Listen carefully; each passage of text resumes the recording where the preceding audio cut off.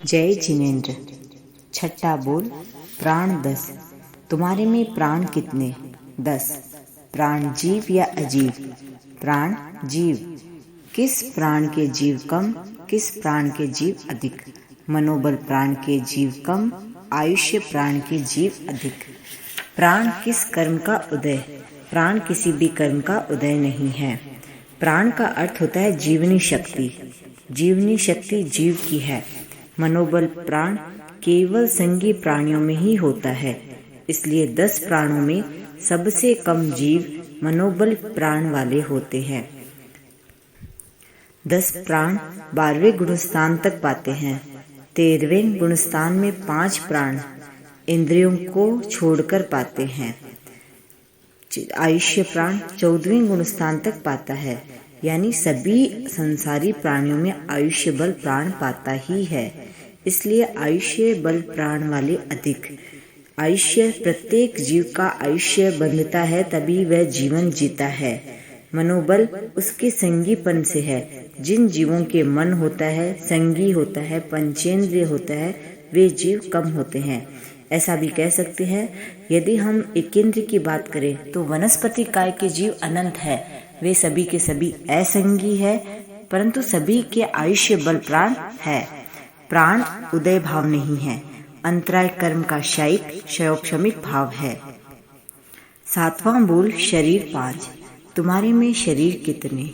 हमारे में 3 शरीर है, औदारिक, तेजस, कार्मण। जीव जब तक संसार से मुक्त नहीं होता है, तब तक तेजस कार्मण शरीर सदैव उसके साथ रहता है। तेजस शरीर तेजोमय लेशिया या पाचन का, दीप्ति का कारण होता है। कार्मण शरीर कर्म शरीर है। जब तक जीव के साथ कर्म बंधे रहेंगे, तब तक कार्मण शरीर रहेगा। शरीर जीव या अजीव? शरीर अजीव है, पौद्गलिक है।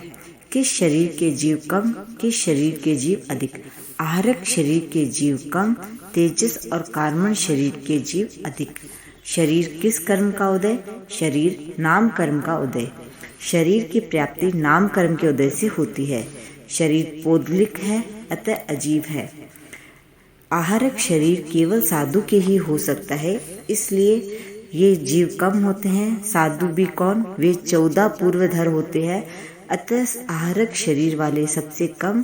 तेजस कार्मण शरीर हर संसारी जीव में होता है, अतः तेजस कार्मण शरीर वाले जीव सबसे अधिक है। 8वां बोल योग 15। तुम्हारे में योग कितने? हमारे में योग 9। 4 मनोयोग, 4 वचन योग, 1 औदारिक काय योग। योग जीव या अजीव? द्रव्य योग अजीव है, भाव योग जीव है। किस योग के जीव कम, किस योग के जीव अधिक? आहारक आहारक मिश्र वाले कम, औदारिक औदारिक मिश्र वाले अधिक। योग किस कर्म का उदय? योग नाम कर्म का उदय है।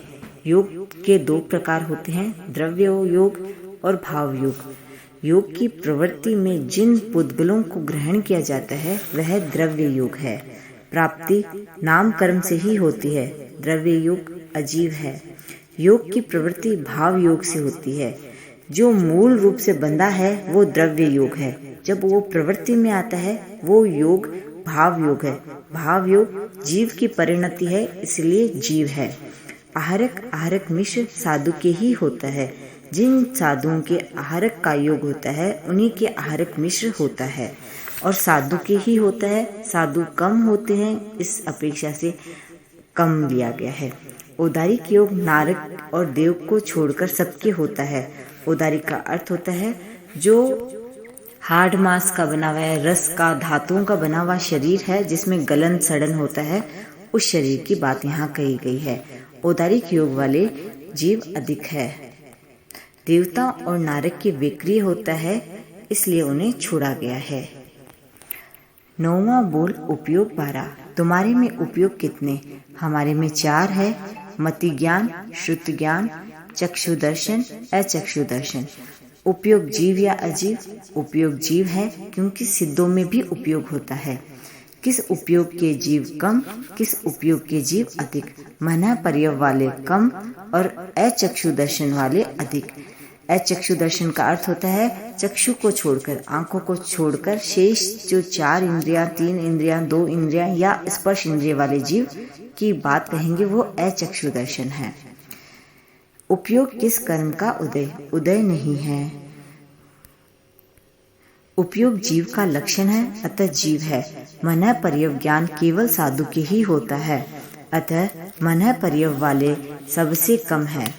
अचक्षु दर्शन चारों गति के जीवों में होता है। वह संगी, असंगी, ज्ञानी, अज्ञानी सबके होता है, अतः अचक्षु दर्शन वाले अधिक है।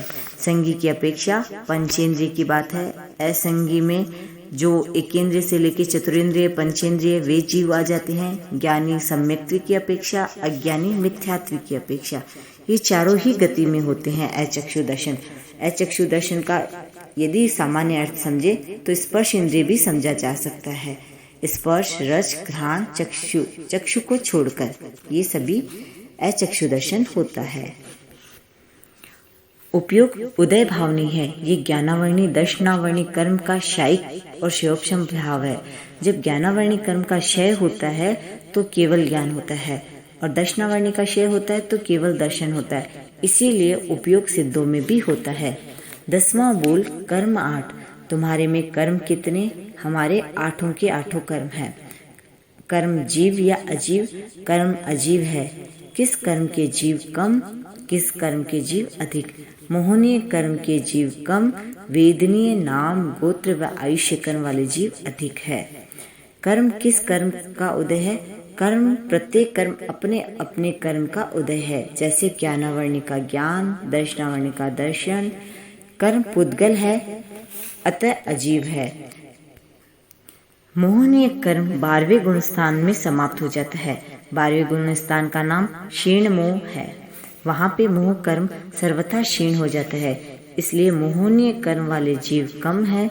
वेदनीय आदि 4 अघाती कर्म जब तक जीव संसार में रहता है तब तक पाए जाते हैं, इसलिए इन कर्मों वाले जीव अधिक है। उदय सब कर्मों का अपना अपना होता है। जय ओम अरहम।